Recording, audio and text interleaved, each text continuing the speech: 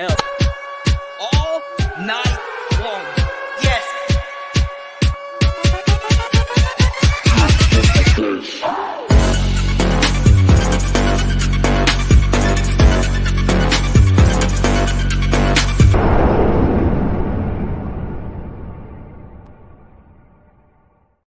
Let's freaking go.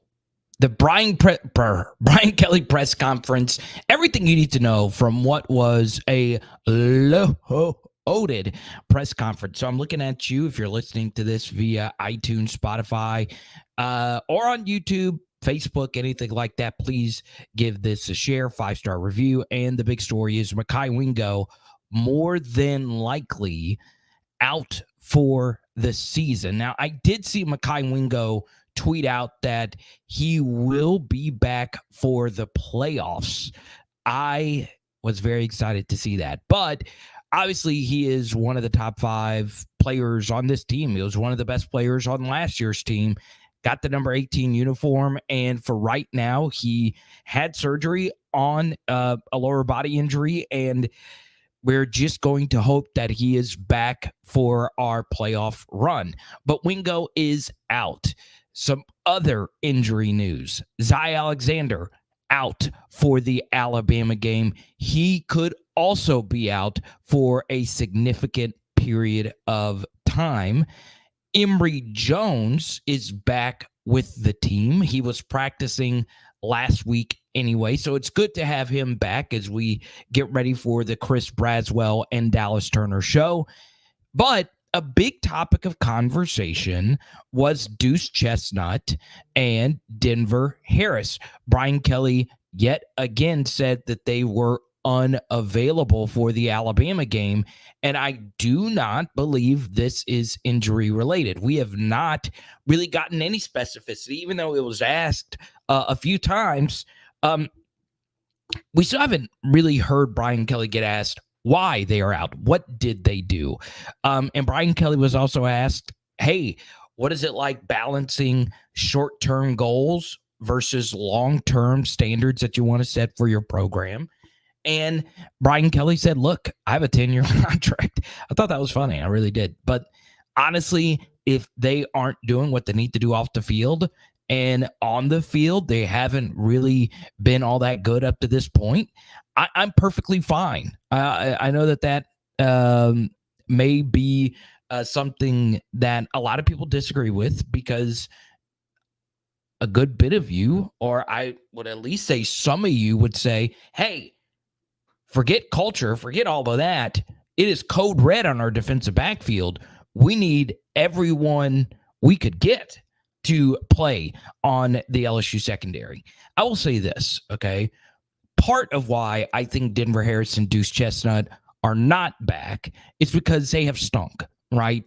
You, as a coach, tend to have a longer leash on things if someone is actually justifying whatever they are doing off the field with good play. But neither one of them have not been all that great. So the truth is, we're going to go into Tuscaloosa 10 toes down, banged up, whatever you want to call it.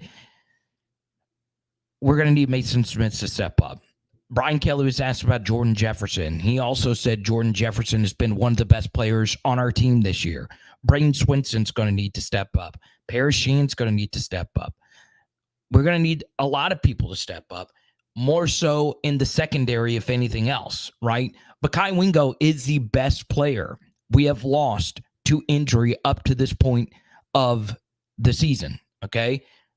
But the bigger loss is Zy Alexander, because now Brian Kelly will probably start Sage Ryan at one corner, and the opposite corner is going to probably be Ashton Stamps, Javian Toviano, or Jeremiah Hughes, who Brian Kelly spoke up in the press conference. So that is always one of the biggest stories when we start one of these post-Brian Kelly press conference streams. The next thing that I would bring up is the Florida kickoff time, okay? I hate this. Hate it. There are people traveling from all around the country, and we still don't know what time the game will start. We have to wait until Sunday when network executives are going to decide when the game will be played. I am fine if you're deciding between 6 and 6:30, which was the case earlier this season versus Auburn, but there are 3 different start times for the Florida game. It could be a CBS 2:30 kickoff. It could be a 6 p.m. kickoff on ESPN. It could also be a 6:30 p.m. kickoff versus the Florida Gators. And if it's at 2:30, it'll be on CBS. If it's at 6, it'll be on ESPN. If it's at 6:30, it'll be on the SEC network. What I would say about this, though, a minor victory of the Florida kickoff time is the game will not be at 11 a.m. 11 a.m. would have been a disastrous start time for us because when we get back from Alabama, it is going to be late. So for the Florida kickoff, you want that game to be at night, okay? You want a night kickoff for that game. No questions asked, because you're going to get back in at 11. As much time as you can to rest for the next week is obviously going to be paramount. So obviously, not the best press conference when it comes to news, right? You were praying and hoping to whichever metaphysical belief you believe that MEKHI WINGO was going to be ready and that Zy Alexander was going to be ready. And obviously, I have been very hopeful but skeptical that they were going to be ready to go, just based on what I was hearing. So now it's official. Those 2 guys aren't playing. Now, obviously, Brian Kelly talked about a lot of different things. If you have any questions, if you missed the press conference, I have everything pretty much transcribed right here. If you have any questions about the LSU-Alabama game, let me know. A little bit later this afternoon, we'll be dropping our advanced scouting report of the Alabama offense on Patreon. So sign up today, patreon.com/LSU football. Okay. We've been giving out a ton of cards. So we're going to give out some more during the stream. So let's get to it. Let's go. We say hi to Dr. Morgan. We say hi to Chase, Hayden, Levor, our first chatter of the evening. I'd say the morning. Ellie Mom, good to see you. She's tuning in from work. Thank you so much. Andrew says, I'm sipping some coffee. What's up, Carter? I think LSU is going to shock everyone the rest of the season, and I mean in a good way. I hope so, Andrew. Let's start here with Chance, one of our sharpest viewers here. At least we have depth this season on the defensive line. True, right? And this obviously, and I'm going to give you the inverses. This was up, Josh, Danny Girl. Good to see you. Okay. I know a few people in sports medicine.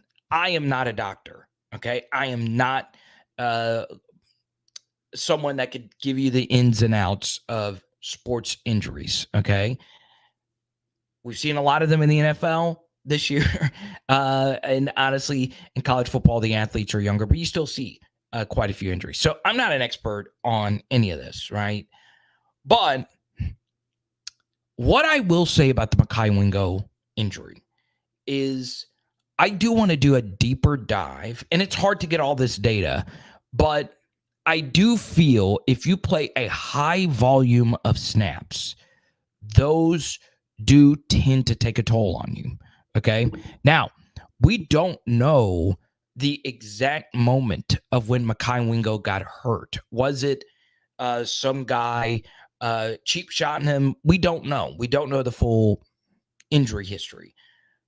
What I can tell you, though, is he was so vital to our success last season that we rarely took him off the field. Okay.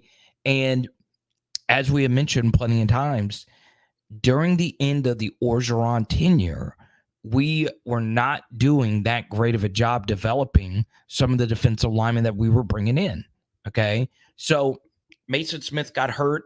It was a freak injury, and that hurt because then after that, we just couldn't really afford to take Jaquelin Roy and MEKHI WINGO off the field. And, on top of that, we could not really play anyone else at defensive tackle outside of Guillory, right? So it sucks, but this is why you got to have that championship depth. if you're truly a championship team, one elite, even if it is an elite defensive lineman, you should still be able to get the job done, right? Last year, Georgia lost Nolan Smith. No sweat off their backs. They still rolled, okay? So championship teams are able to overcome these injuries, right? You look at some of the great LSU defensive linemen. In 2007, we did not have Ricky Jean-Francois for the entire season. Didn't have him, okay, until the end of the year when he became a monster, one of the best players we've honestly seen on an LSU defensive line. But we still had Al Woods, Glenn Dorsey, and Al Woods got hurt over the weekend. I hope he gets better. Al Woods, Glenn Dorsey, and Marlon Favorite, right? So, with MEKHI Wingo being out, is Jordan Jefferson and those guys that are going to need to step up. And honestly, Mason Smith too, right? And in honor of Mason Smith, we're going to put out some good vibes that Mason has the game of his life. We're going to give out a Mason Smith autograph if we get to a hundo in Super Chat. So we've been giving out a ton of Mason Smith autographs recently, and he had his best game of the season versus Army. So hopefully that continues as we move forward.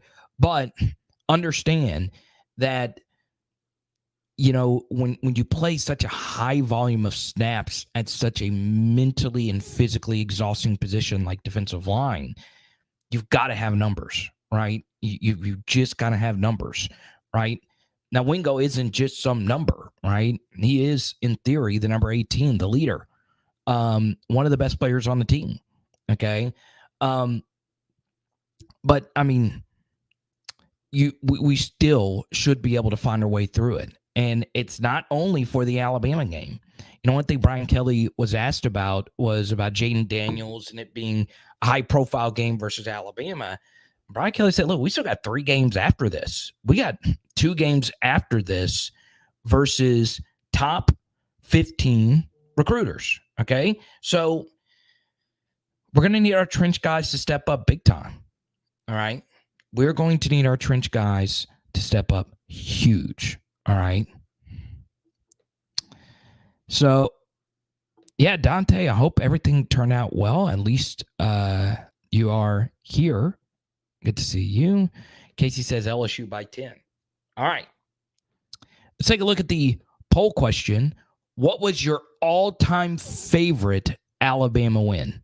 Okay. So I gave you 3 options here, 2011, 2019, and 2022. And so far, 2019 is winning the poll. Okay. For me, it would be 2011 because I was there. I was at the 2022 game as well. So I'm a little biased towards those, but you let me know.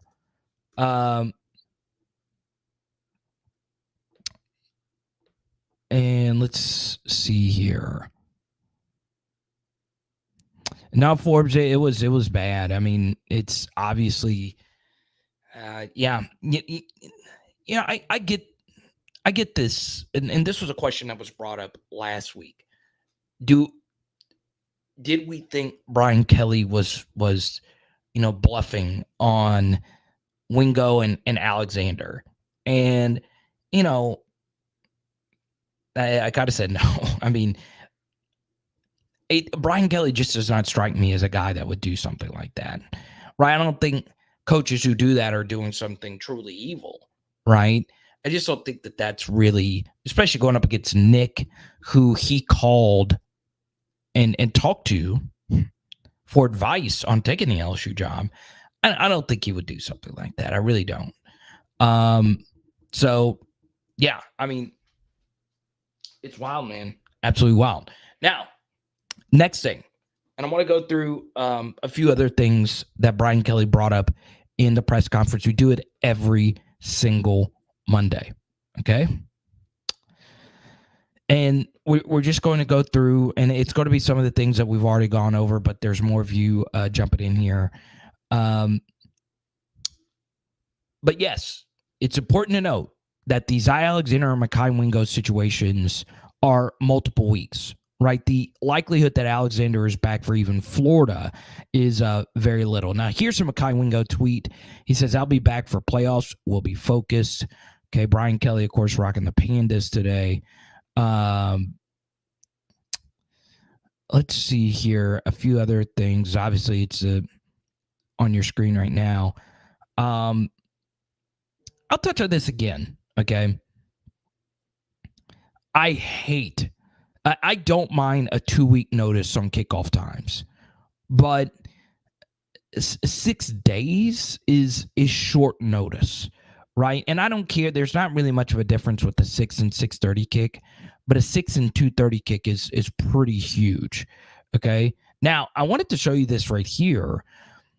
I thought that LSU was going to get the 11 a.m. treatment, but instead they went with Alabama at Kentucky for the 11 a.m. kick. I thought for sure that they were going to put LSU in Florida at that spot.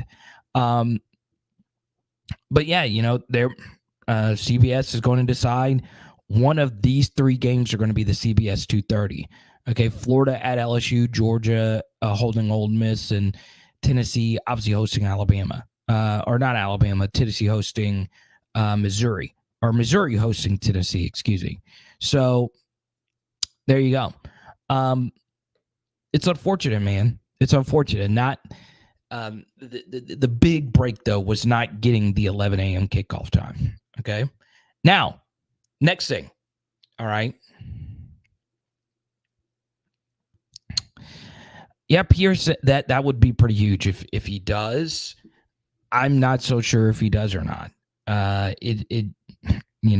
would obviously be a huge addition for LSU. But then again, I'm pretty sure he has NFL aspirations.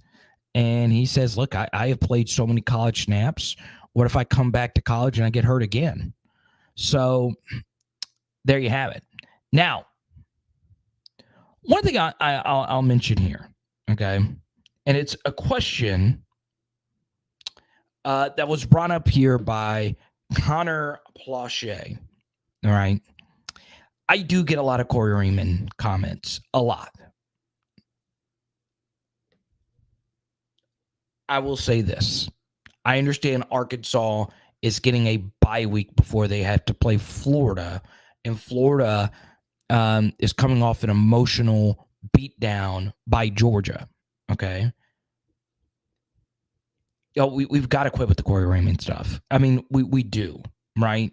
Number one, we have defensive back coaches now, all right? Are they doing a great job this year? Well, our secondary's not been good. How much of that is on them? How much of that is on the guys in the room? How much of that is the total scheme under Matt House? There's a lot of different blame that can go everywhere. But I don't mind any comment that you guys send me. I don't. I really don't. But the Corey Raymond stuff is getting it's becoming a lot. I've had to answer to this quite a bit, all right? If Corey Raymond's secondary gets exposed again versus an Arkansas team who had the worst passing attack I think I've ever seen in the SEC versus Mississippi State, okay? If the Florida secondary gets torched again versus Arkansas, Florida being at home, I don't want to hear another Corey Raymond thing. Okay, I just don't. I don't want to hear it. Okay, because Florida secondary is not playing well. Now, do they recruit well? Yeah, they recruit well. They're not playing well. All right. Now, is it just the secondary? No. But Georgia was without Brock Bowers. Okay, and Ladd McConkey went off on them. And Ladd McConkey is a really good football player. He'd play a lot for us. But, it's a lot. It's a lot. I get a lot of Corey Raymond comments. So let's hope Robert Steeples and Kerry Cooks can turn things around with our current group. And I'm focused on those guys getting the job done. Okay. So, and once again, you guys could send me any message that you want regarding LSU football. I'm open to hearing anything. Anything. Okay. You guys know I'm an open book. But it's become a lot. It's become a lot. What's up, Ant?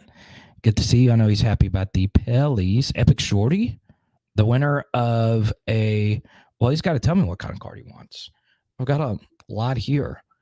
I haven't given out a Josh Williams yet. So first $20 super chatter. Let's see. Let's give out a Josh Williams. Let me show you. First $20 super chatter is getting a Josh Williams card in the mail. And he's someone that we not talked a whole lot about. You know, who won the Alabama game for us last year? Well, if you were to do a ranking, Josh Williams would have to be in that top 10 list.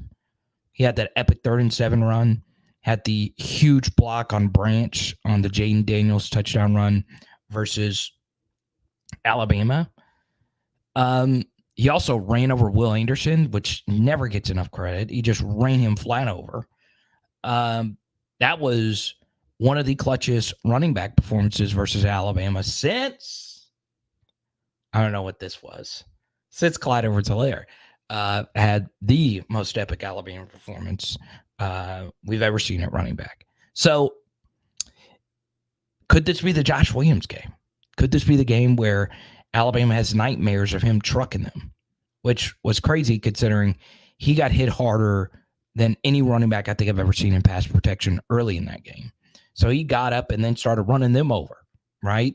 That's the one thing about Josh Williams. If he is out on the field, there's more than likely going to be a cosmic collision, right? It's going to be two meteors colliding. He packs a punch, right? Now, sometimes he gets hit, right?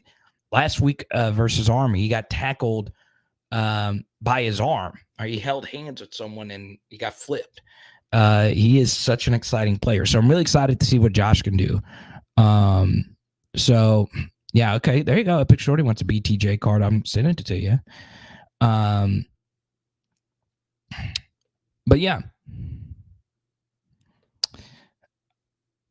Let's go to Lauren here. Lauren, I'm glad you made the safe drive back from Austin. She sent me a message yesterday and said, well, I'm driving back from Austin, and you were trying to get the David Banner butterfly door trivia question in.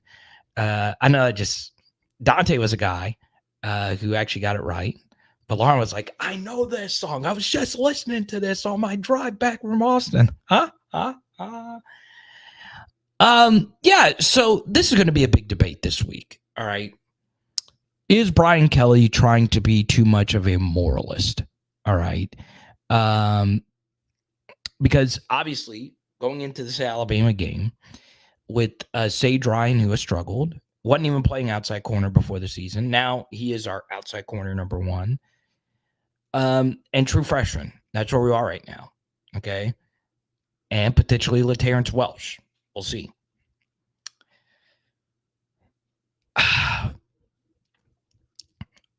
The first thing is we don't know exactly what Deuce Chestnut and Denver Harris have done. Now, I am a little bit more sympathetic to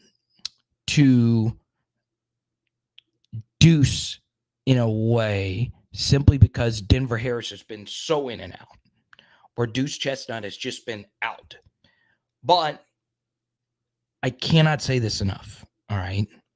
Before the season began, Deuce Chestnut said he was excited to go play at DBU. All right, so you get your golden opportunity. And once again, I cannot confirm nor deny what any rumor has said, okay? And I'll keep that position.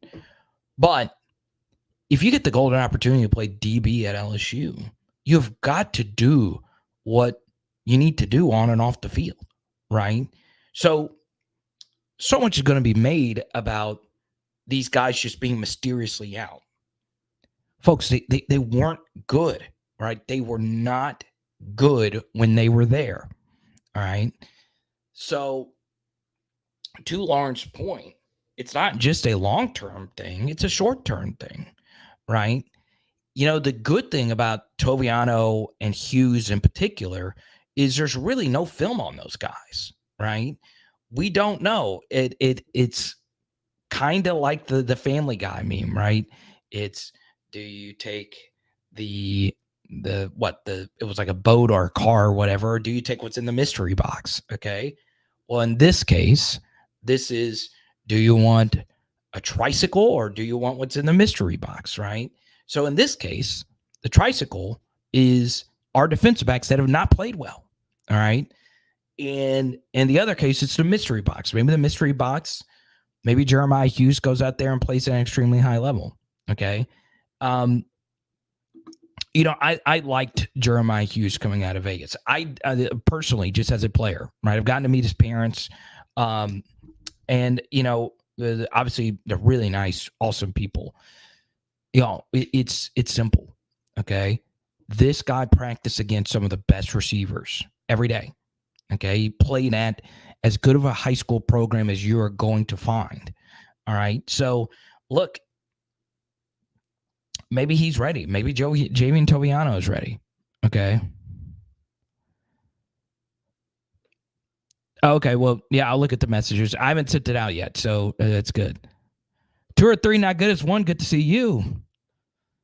No Kenny Chesney super chat today. We could do some Kenny Chesney trivia. We did David Banner yesterday. Logan, I do. Okay, because we talked about the Vegas point spread yesterday. So Circus Sportsbook, which is one of the most reputable sports books in the country, opened with Alabama as 6-point favorites. Okay. Now Circa is like very strong in their own process, right? They're not going to move their line as much as other sports books might, if that makes sense, right? I'm, a sports media nerd, sports betting nerd to a certain degree. But now, like I said last night,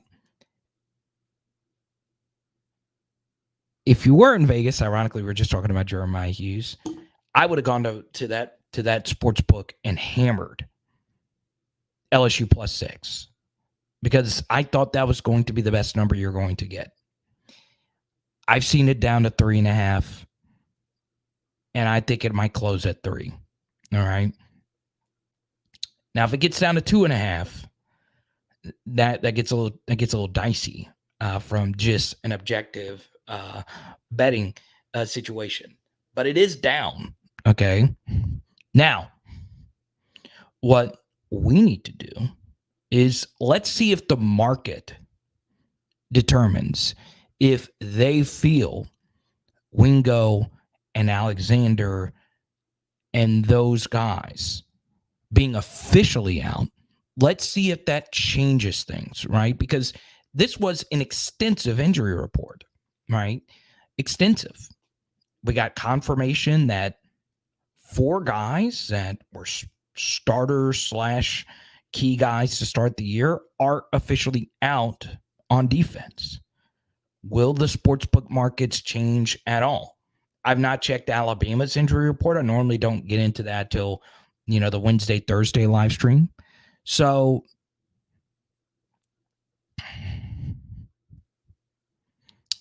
keep that in mind. Keep that in mind, okay?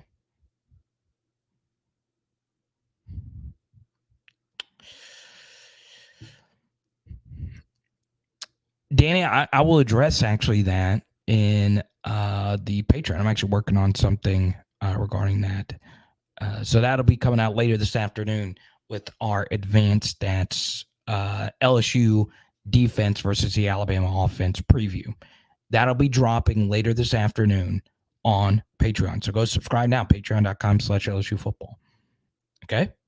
Now, this is what I will say, just to give you a little preview, because I know a lot of you are going to sign up.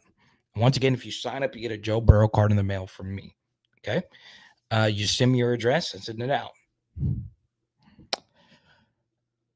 I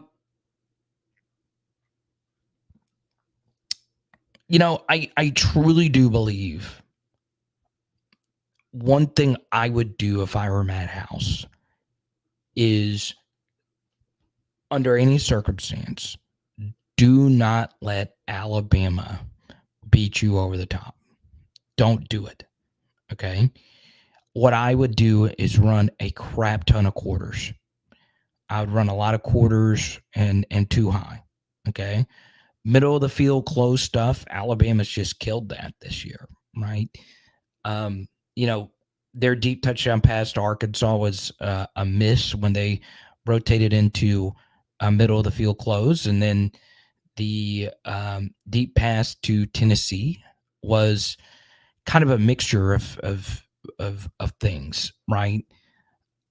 I think LSU is going to play a lot of quarters. I do, right? Which is 4 defensive backs just playing back. Okay. And once again, I'm not an elite defensive mind like Matt House. But, you know, up to this point, we have not had an elite defense. So let's hope. Let's hope, you know, we go into this game and, you know, one thing is Alabama will say, look, if you want to play off of us, your defensive backs this year have not proven that they can tackle a soul. So let's throw underneath it, take what the defense gives you and force you to tackle our guys in the open field. Okay. Here's one thing that is going in LSU's favor. All right. One thing. There is nothing on Alabama's offense. There's not a single player on that offense that is a bona fide first round pick. Okay. So last year, Alabama had 2 of those guys, right? They had Bryce Young and they had Jahmyr Gibbs, right? And those guys obviously had their moments versus us, in particular Gibbs, who had a really good game. Okay. And in years past, obviously Alabama's had Devonta Smith, who tore us up. Jalen Waddle gave us issues. Julio Jones, if you want to go way back to, you know, that 2010 period, they had dudes, right? This year, they don't have one of those guys. They don't have what I would consider a first-round talent at running back. They don't have a first-round talent at wide receiver. They don't have one at tight end. Milroe's an interesting, you know, future NFL prospect, if you ask me. But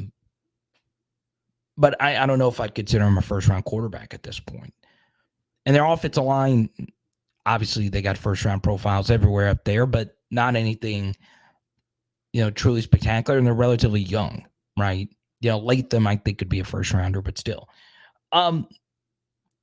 So LSU does have that going for them, right? They don't have anyone like just special, but they are really good, right? That's not to short sell them. And we have made a lot of guys that are special. We made them look Jerry Rice worthy, and we've made a lot of good players look like Odell Beckham, right? So we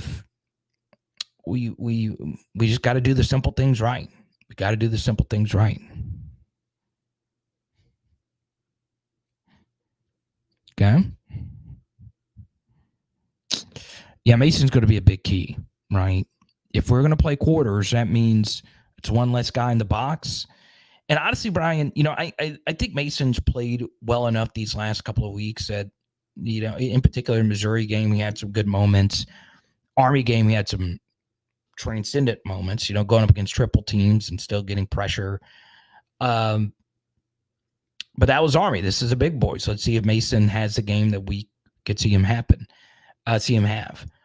One guy that I'm very interested to see is Greg Penn, right? Greg Penn is a very solid player. He has played a lot of football for us, a lot.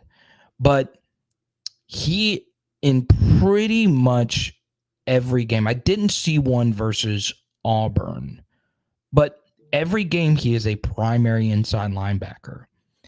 He will miss a box tackle and it go for a huge gain.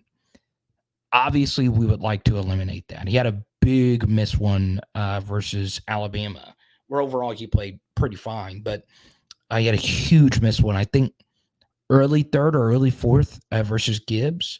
So, you know, we got to get ready for it. We've got to get ready for it. So there we go. Let's see. Now, once again, no pregame show on Saturday. Okay. I'm reevaluating doing pregame shows because there's just so much going on in the pregame. But obviously, Saturday's just going to be so crazy. So I'm looking forward to it. Okay. One thing I truly do feel about the SEC this season, okay, is I do feel LSU has enough to get to the finish line this year.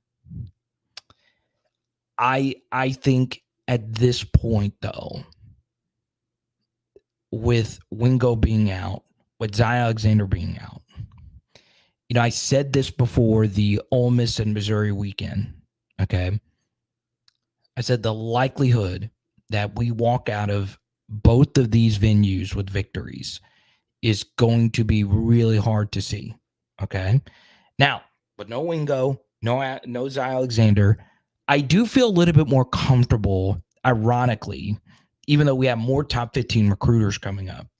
I feel a little bit more comfortable about LSU winning out from this point forward, especially if we get past the Alabama game.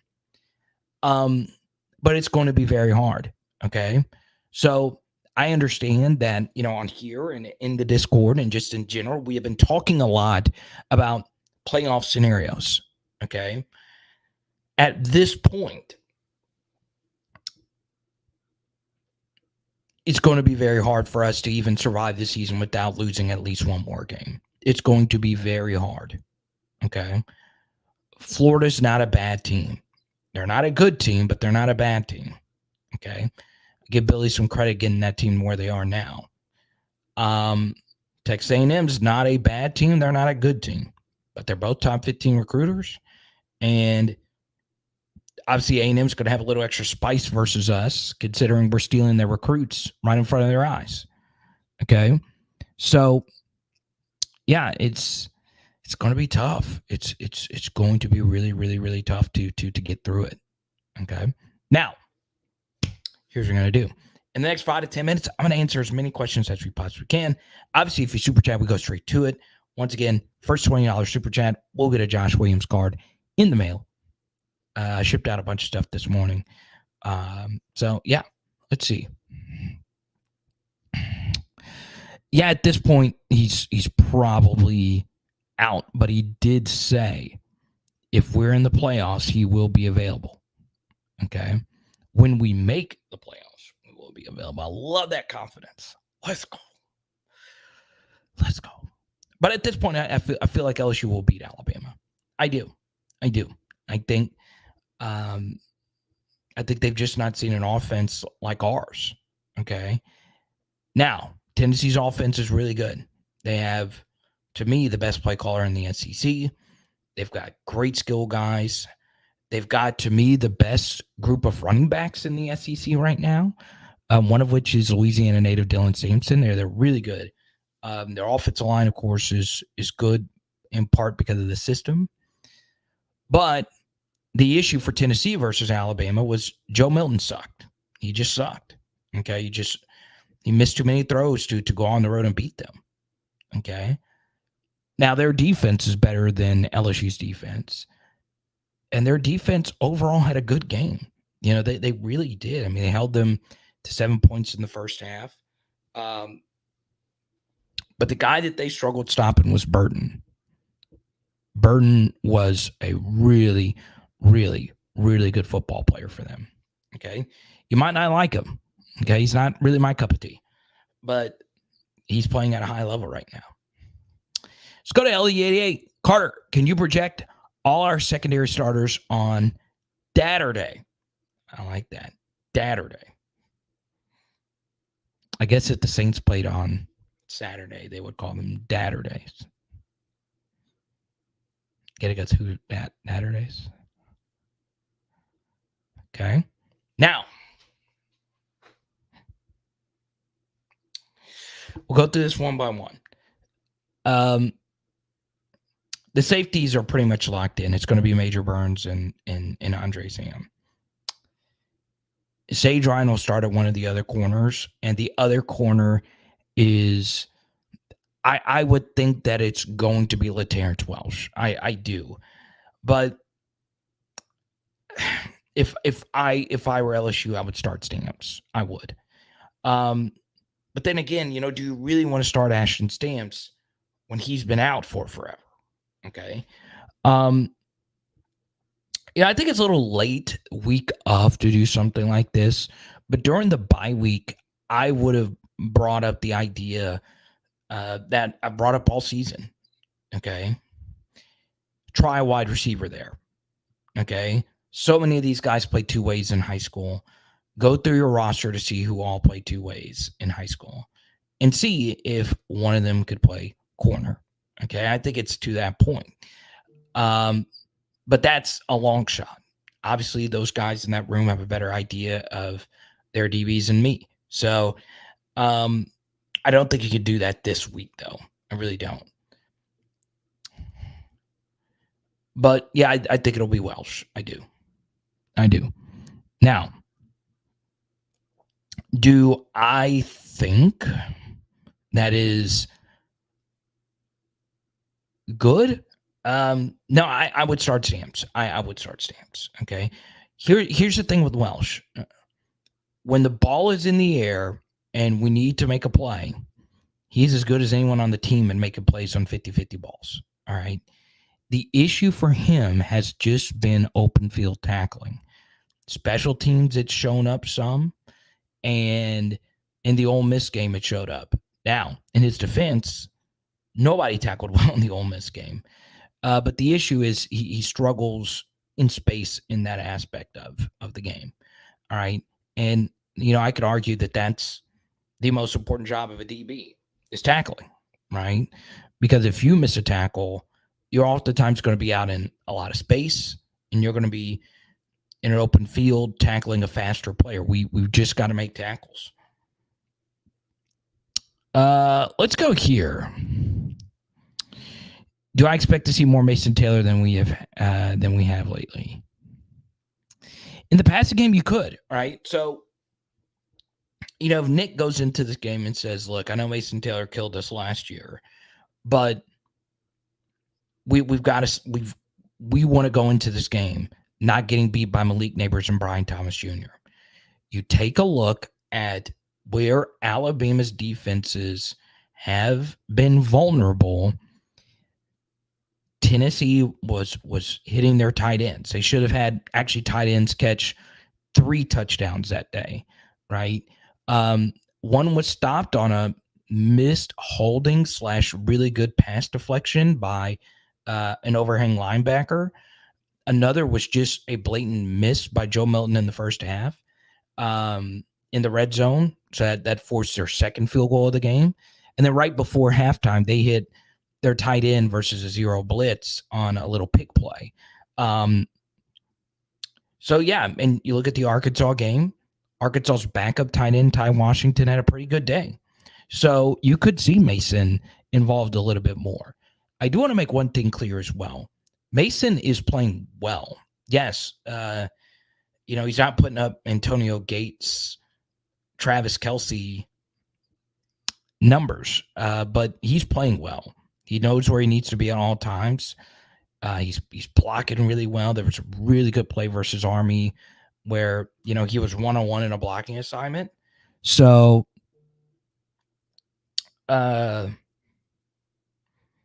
you could see Mason have a big game, right? You can get to the tight end versus Alabama. You can. All right. Let's go to Epic Shorty. He said, Welsh was decent against Ole Miss. You're right, if we're just talking about the first drive. After that, it got a little rough, and it was the tackling, right? He missed a tackle on a 3rd and 9 versus Trey Harris. Now, Trey Harris is their best receiver, so, it happens. But he was in position to make a tackle, and he didn't touch him. It was a tough play. I couldn't make it. None of us could make it. But it's one that you need, your DB to make. He missed some other opportunities in that game. And, you would have thought that they would have tried him again. They not even really tried him again. So I'm fine with trying him versus Alabama with Jai Alexander being out, right?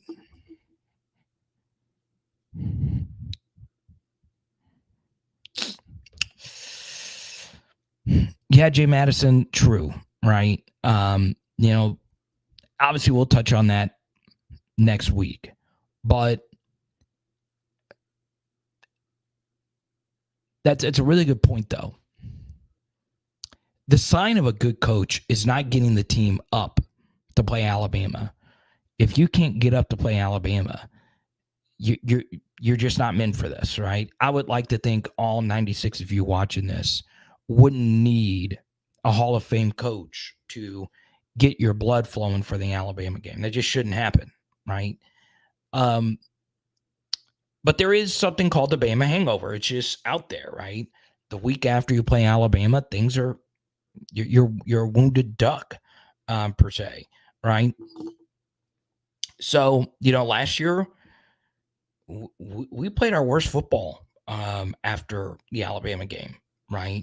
It was weird. Our season was like weirdly sandwiched, right?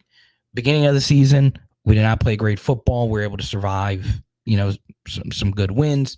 Then the middle of the season, we just ripped off Florida, Ole Miss, and Alabama, where we played excellent football. And then the final, month of the season, we just did not play our best.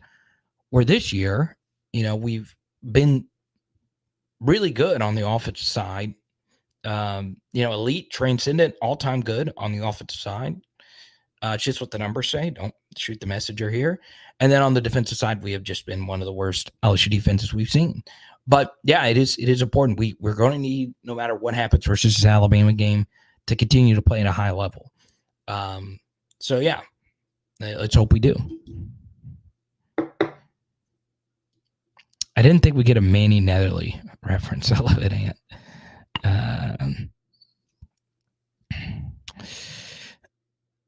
Yeah, so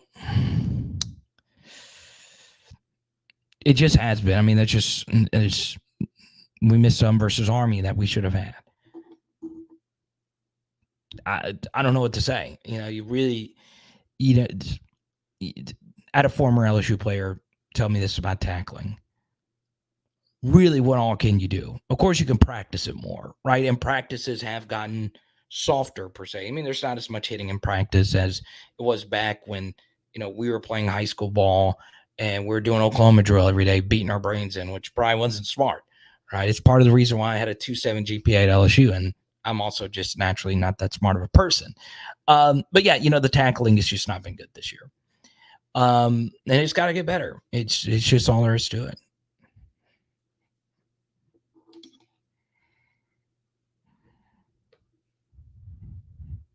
Let's go to Blanche. Blanche, thank you for all your support over the years, man.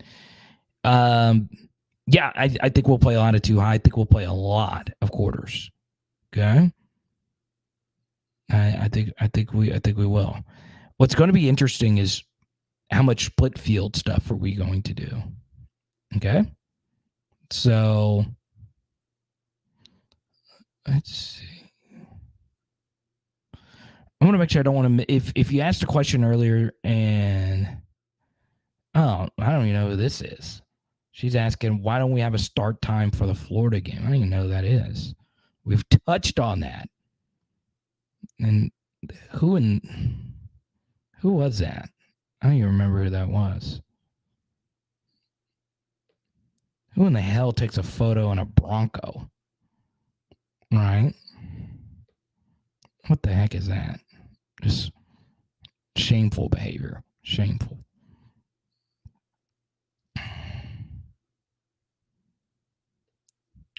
I will also say this, okay? What I think could happen on Saturday is what if Toviano starts at corner and he just shuts it down, and Jeremiah Hughes steps up and he just shuts it down. I don't know if all of you would be happy or just mad about that.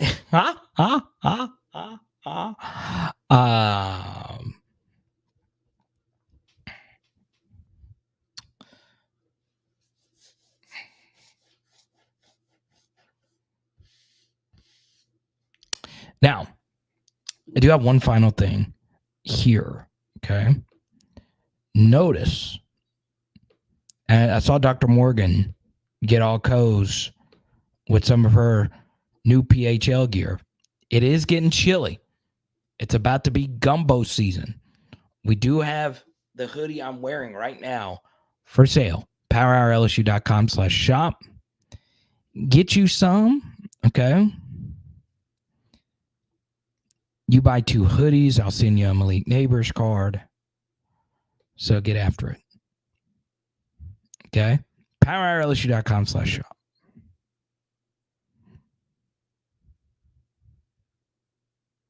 Okay? Let's go here.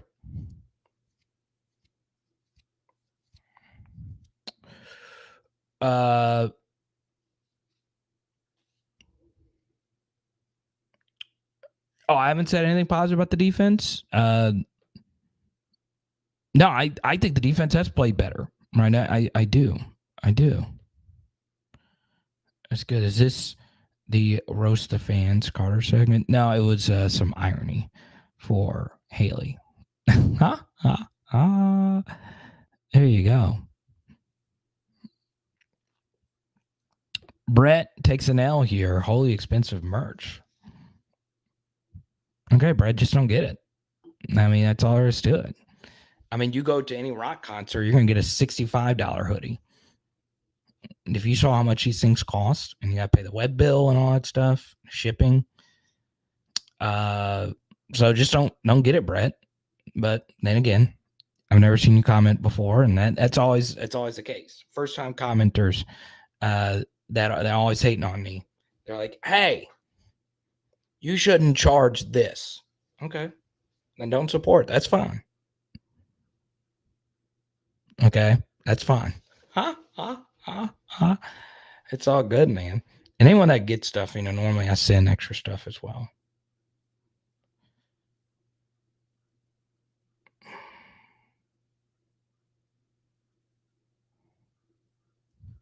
But then again,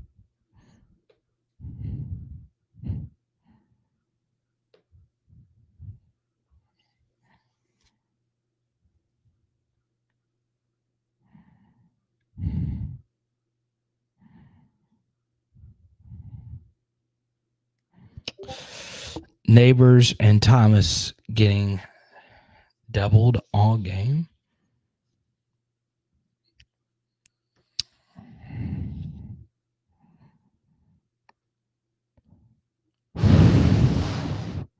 But yeah, you go to a supermarket, everything's up, right? It's not. Trust me, I've had to change a lot of things I do every day because everything's gone up. So there you go. Do I have an orange Bronco? I do not. No, that was just a photo op. I wish I did, Michael B. I don't have those kinds of wheels. I don't. Do not have the Maserati money just yet.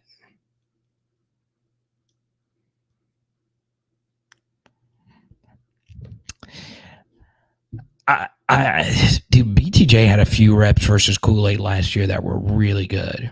Where he got open, we just missed him. Where they were neck and neck and the throw wasn't the best. And yeah, I think BTJ can beat Kool-Aid. I do. It is going to be tight. He's going to be the best corner that he's played all year. But yeah.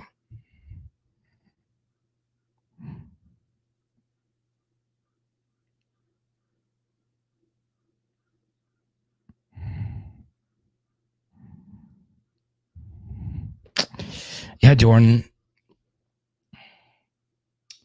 Joey B did look good yesterday. Okay. That was the first time I got to sit down and watch a full Bengals game. Yeah, I'm such a big Joe and Jamar fan. I get as excited about the Bengals as I do watching the Saints. I do. And the Saints are my team.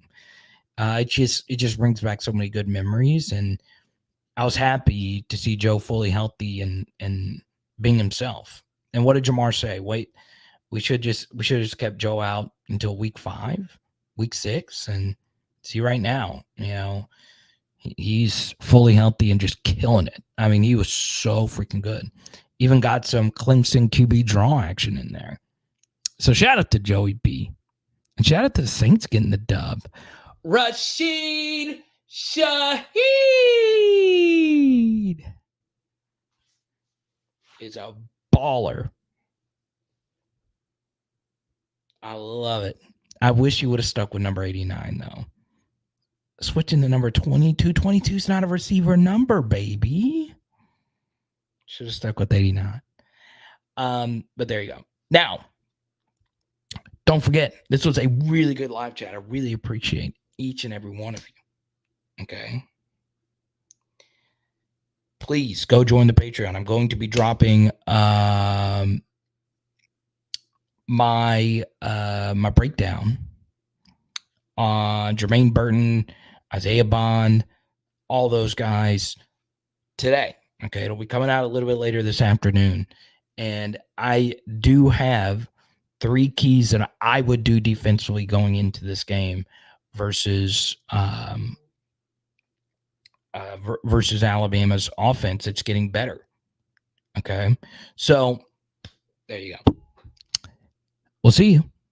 I'll be on Blake's show tonight at 7:30, and obviously the normal live stream Tuesday night 8:15, Wednesday at 6, Thursday night at 8:15. Okay, it is Power Hour LSU. Boom.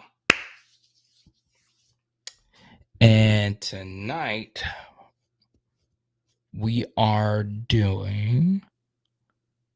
Oh yeah, Pelicans. How about those Pels, baby? Let's go. Tonight we are doing lemon pepper chicken wings. Let's go.